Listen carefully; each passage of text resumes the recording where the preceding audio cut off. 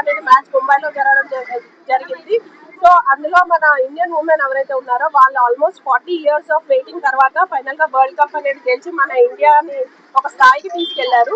So government కూడా వాళ్ళకి 37 crores అనేది ఫండ్ శాంక్షన్ చేయడం జరిగింది. అలాగే గవర్నమెంట్ ఏంటంటే ఇంకా ఇన్సెంటివ్స్ అవి ప్రొవైడ్ చేసి మన అథ్లెటిక్స్ అనేది వింగ్ స్ట్రాంగ్ చేయాలని నేను కోరుకుంటున్నాను.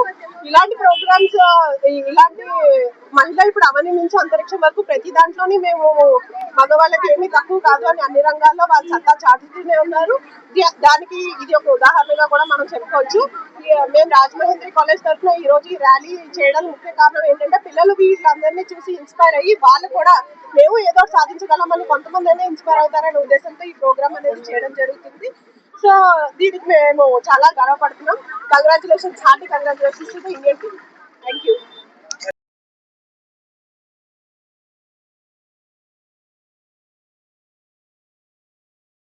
ఆపేసి అమ్మా